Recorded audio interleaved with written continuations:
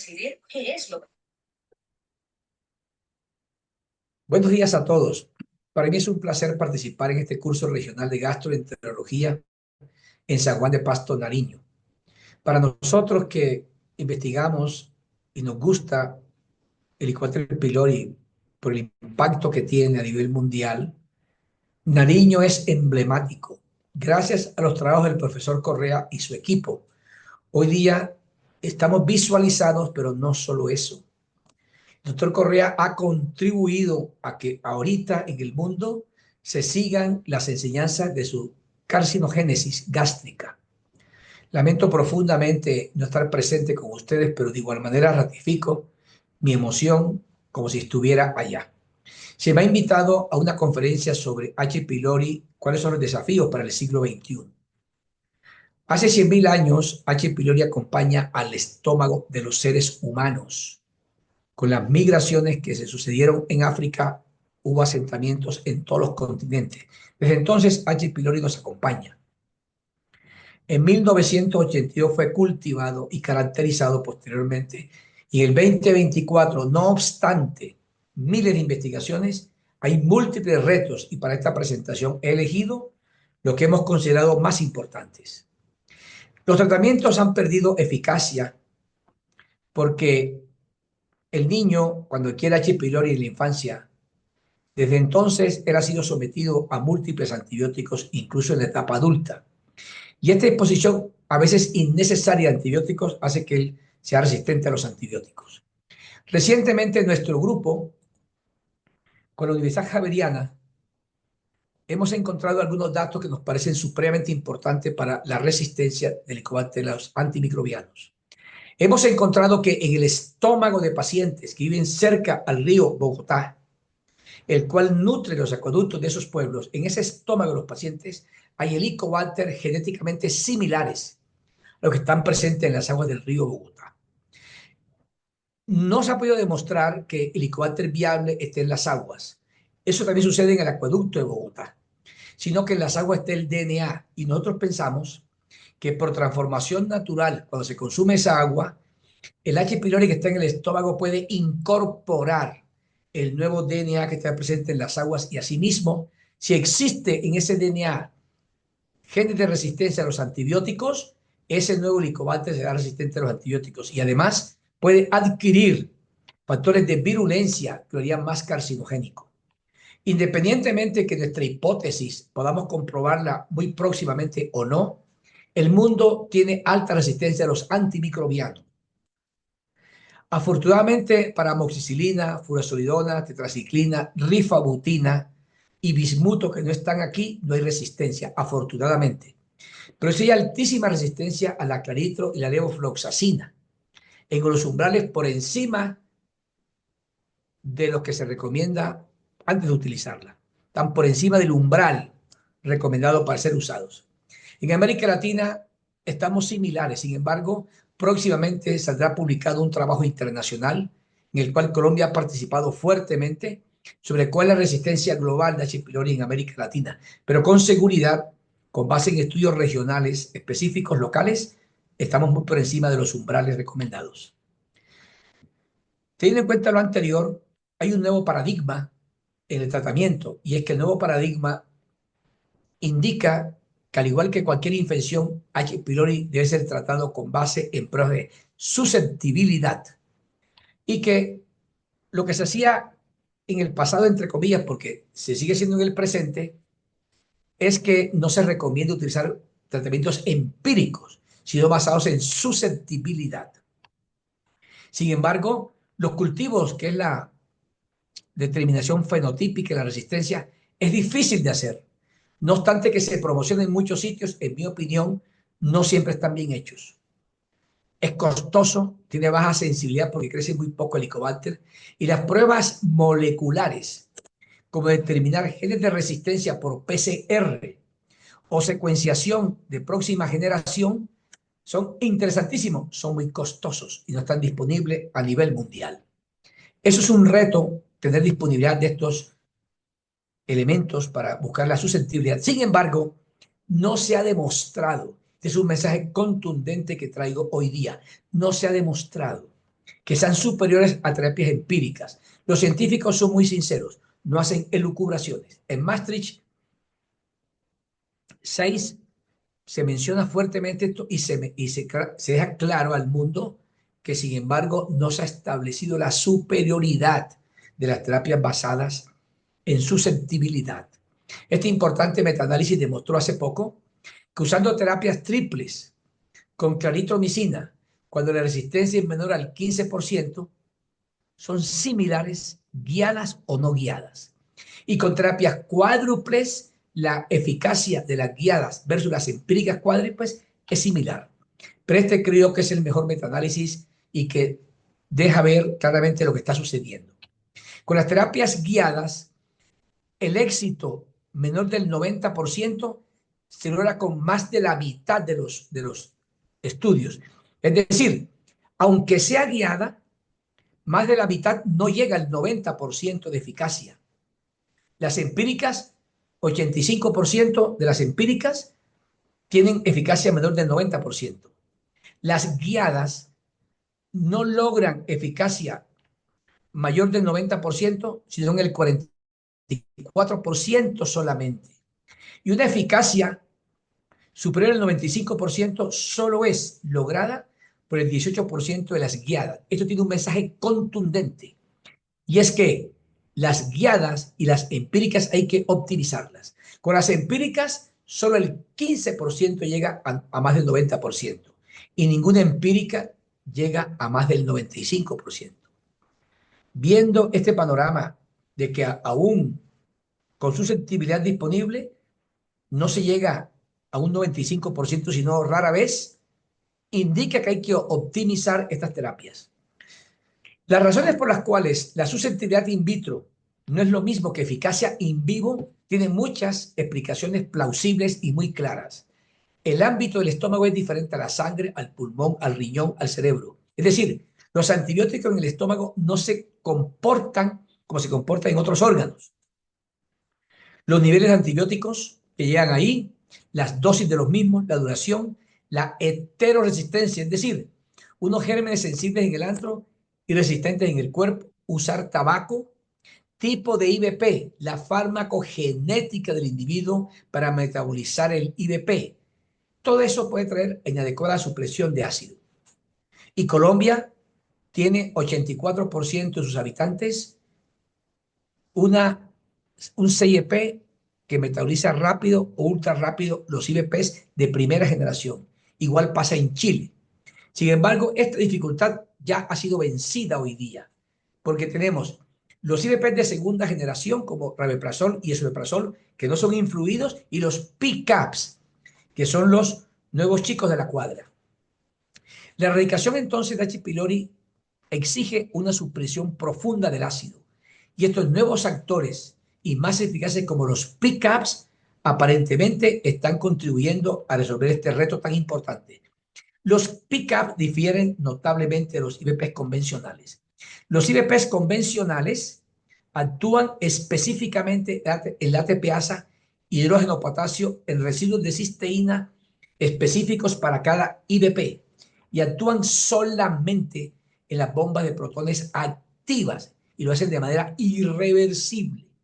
Lo que significa que una vez que se prende a la ATPasa, nunca más la suelta hasta tanto la ATPasa sea metabolizada y reciclada.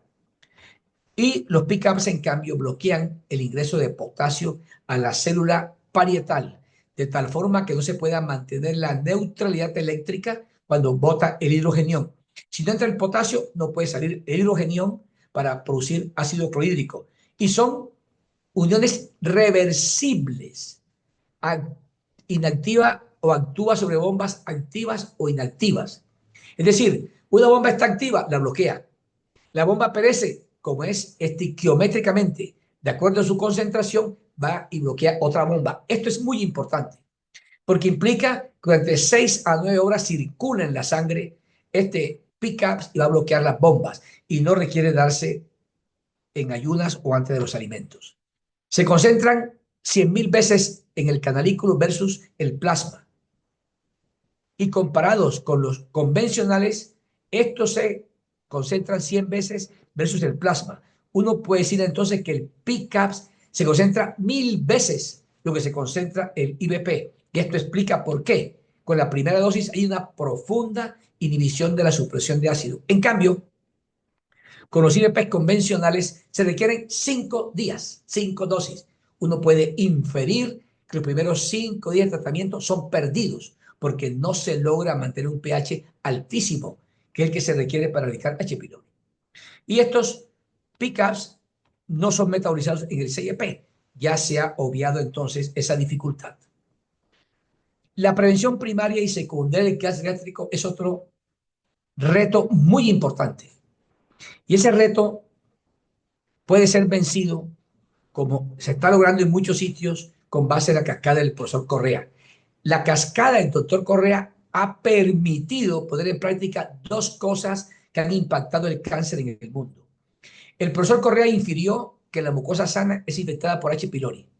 Después llega cáncer gástrico pasando durante 2 a 3 décadas por atrofia y metaplasia intestinal. Esta cascada tiene dos impactos. Uno, que erradicando H. pylori se disminuye el riesgo de cáncer gástrico.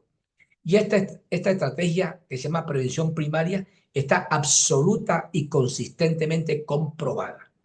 Lo otro que se ha desprendido de esta cascada, y el mundo hoy día lo reconoce así, gracias a la cascada hoy se sabe que la atrofia y la metaplasia son puntos de no retorno a la normalidad. Entonces, esos pacientes que tienen estas alteraciones deben ser estratificados para hacer la prevención secundaria del cáncer. Es decir, identificar precozmente los tumores, un cáncer temprano. Esto es un reto porque los gastroenterólogos esto no lo han incorporado en su práctica cotidiana. Hace muchos años, la IARC dijo que H. pylori es un oncógeno. 1 a 3% de los infectados hacen cáncer. Entonces, en los países tropicales, la gente hace unas elucubraciones. No creen que sea tanta gente que hace cáncer, calculan cuántos millones. Bueno, esto es mucho más complejo. Recientemente en Japón se ha hecho este interesante estudio que ha modificado totalmente el concepto de la carcinogénesis con respecto a la incidencia. Cuando estos pacientes japoneses no portan estos oncogenes y no están infectados por H. pylori, 5% a los 85 años tienen cáncer gástrico. Si son portadores de los oncogenes y no están infectados, 5%. Sin embargo, si están infectados por H. pylori solito, a los 85 años, 14% hacen cáncer.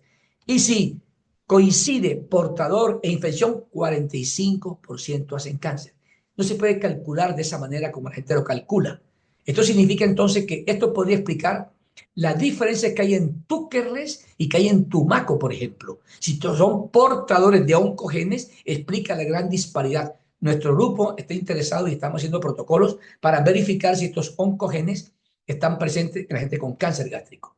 Así entonces, este par de villanos, H. pylori y los oncogenes unidos, aumentan el cáncer gástrico. La prevención primaria, que es erradicar H. pylori, está comprobada. Y está comprobado y ya se ha roto un paradigma inicial. Uno, que se pensaba que esto solo ocurría en Asia, en Corea y Japón. No, trabajos de Occidente lo han demostrado. Recientemente este estudio hecho en Estados Unidos demostró en una corte retrospectiva del Hospital de Veteranos con más de 370,000 pacientes que cuando se erradica H. pylori el hazard ratio es 0,24. Dicho en español, disminuye el riesgo en un 76% de cáncer. Y esto es hecho aquí en este continente. Y en Asia, obviamente, hay muchos trabajos fundamentales. Este, que me ha parecido un trabajo magnífico, que fue hecho en las islas Matsu de Taiwán, se encontró que erradicando H. pylori a toda la población, a los 14 años que se verificó el resultado, la incidencia bajó un 50% y la mortalidad un 25%.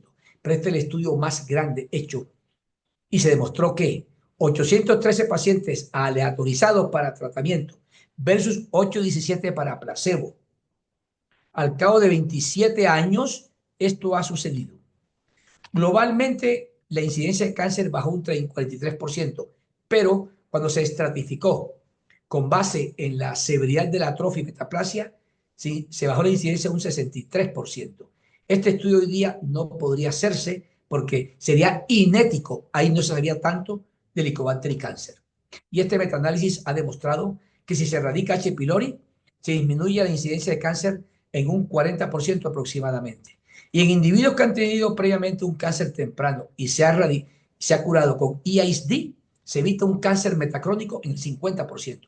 Todo paciente con EISD hay que tratarle Helicobacter pylori. Y la mortalidad disminuye un 40%. Estos estudios es un testimonio real de que se puede hacer prevención primaria de cáncer. En Japón, hace más de 12 años, se tuvo en cuenta que haciendo prevención secundaria, es decir, campañas con radiología, campañas con endoscopia, para buscar cáncer temprano, esta estrategia no modificó la mortalidad por cáncer. Por eso, como política de Estado, desde hace muchos años, todo el país es tratado para H. pylori y el Estado costea el tratamiento. Y se ve cómo año tras año, de manera estadísticamente significativa, baja la incidencia de cáncer. Esto que está aquí en anaranjado son los casos que se han evitado con esta estrategia de prevención primaria. Nosotros en Colombia hemos iniciado nuestros respectivos protocolos y mis colegas investigadores que hay en Nariño, doctor Darío Portillo, un investigador excelente al cual queremos y admiramos mucho, la doctora Melissa Bastidas, exalumna nuestra Universidad Nacional, conformamos el grupo que en Nariño vamos a hacer la prevención primaria de cáncer y otros puntos en Colombia. Y eso se parte de un esfuerzo internacional que se llama HOPE-HP Gastric Cancer, liderado por el profesor Riquelme, Nolo Riquelme, nuestro gran amigo, es el artífice de esta excelente idea de que unidos llegamos mucho más lejos. Gracias a Melissa y a Darío por participar con entusiasmo en estas investigaciones de alto perfil. La prevención secundaria, esto hay que incorporarlo. Así como se hace prevención primaria, hoy día es obligatorio que los gastroenterólogos estratifiquen el riesgo de cáncer, de la atrofia y la metaplasia. Es decir, cuando se hace una endoscopia digestiva, uno puede utilizar endoscopios avanzados o histología para determinar la severidad de la atrofia y la metaplasia. Estos son métodos complementarios. Sin embargo, el gol estándar para cada cosa está establecido. Para endoscopios avanzados, es calificación de Kimura Takemoto, premetaplasia Elegín. Pero globalmente el estándar de oro es las biopsias con el protocolo de Sydney. Me explico. Si se va a utilizar atrofia, se usa Kimura y Takemoto, metaplasia Elegín.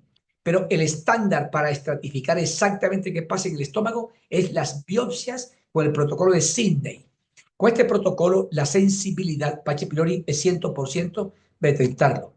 Y para atrofia y metaplasia, con las biopsias es que se comprueba de manera irrefutable cuando un patólogo experto encuentra estas alteraciones. Me duele mucho no haber estado en Pasto para conversar con mis colegas patólogos, con los cuales vamos a tener unas reuniones muy importantes para mejorar mucho el concepto de la atrofia y la metaplasia.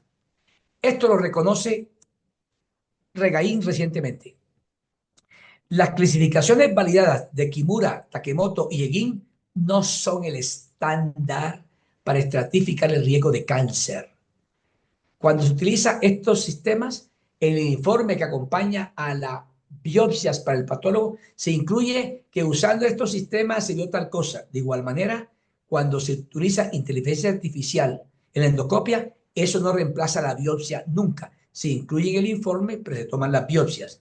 La razón por la cual no son estándares las alteraciones morfológicas, a mi modo de ver, son dos. Uno, no se disponen suficientes equipos en todo el mundo. Y segundo, no estamos entrenados a nivel mundial como lo están en Japón para identificar eso. Todos los consensos internacionales concluyen que hoy día el estándar de oro para estratificar el riesgo de cáncer se hace con biopsias. Lo dice Kyoto, Maastricht y Regaín. Y si se utilizan endoscopios avanzados, incluirlo en el informe. Y estas sociedades científicas, de la gente que más sabe en el mundo, recomienda que Olga 3 y 4 deben ser vigilados. Este metaanálisis publicado hace algunos años encontró que cuando Olga es 3 o 4, en estudio de casos y controles, el riesgo de cáncer es 2.6 veces. El Holguín es 3.99 veces. Un metaanálisis nuestro, de nuestro grupo, que va a ser publicado próximamente, encontramos algo muy interesante. Este metaanálisis actualiza el anterior. Tiene más de 20 estudios incluidos. Y encontramos que el riesgo es mucho más alto. Olga, en casos y controles, es 6.5 veces el riesgo de cáncer versus Olga 0, 1 y 2. Holguín es 7 veces. Quiero contarles que este estudio nuestro ha mostrado que la diferencia entre Olga y Holguín es similar en estudios de casos y controles y estudios de corte transversal. Sin embargo, cuando analizamos estudios de corte, esto es una novedad que traigo en esta conferencia. Encontramos que el Olga 3 y 4 tiene un riesgo de 13 veces de hacer cáncer gástrico comparado con Olga 0 a 2. Y el Holguín tiene riesgo 6.15. Es la primera vez que se menciona que el Olga puede tener más riesgo que el Holguín. Nosotros tenemos una inferencia plausible de que esto esté sucediendo así. Y otra novedad que hemos encontrado en nuestro metaanálisis es que el Holguín 2 en estudios de casos y controles también tiene riesgo de cáncer 3.6 veces comparado con Olga 0 y 1. El profesor Güedo y el doctor Jeep recientemente han hecho una encuesta internacional mundial y ha encontrado cómo la gente investiga la atrofia en sus pacientes. Kimura Takemoto lo usa Japón en el 94% de las veces. Olga, Japón no toma biopsias, pero también hay que decir que hace endoscopias cada año. Olga se utiliza en Europa y en Sudamérica. Y los que lo utilizamos hemos considerado siempre que es el gold estándar. Kioto lo usa Japón. Ninguno Estados Unidos. Sin embargo, Estados Unidos se ha vinculado a hacer también hoy día vigilancia de la atrofia y de la metaplasia. Lo que recomienda el 2024 es cualquier método debe utilizarse para poder beneficiar al paciente. Y es importante seguir las recomendaciones internacionales. Si hay Olga 0 a 2 o Holguín igual 0 a 2, observar. Si un familiar con cáncer gástrico, vigilar cada 3 años. Olga 3 y 4, vigilar cada 3 años. Si hay un familiar de primer grado, cada 1 año lo hacemos nosotros. Esta endoscopia debe ser de alto nivel. Esta endoscopia de vigilancia debe durar mínimo 20 minutos para poder encontrar el cáncer temprano. No es una endoscopia cualquiera, no es de rutina. La erradicación de H. pylori también es un reto demostrar que disminuye la incidencia de cáncer colorectal. Múltiples metaanálisis han encontrado que H. pylori aumenta el riesgo de cáncer colorectal. Y la evidencia experimental acaba de ser publicada.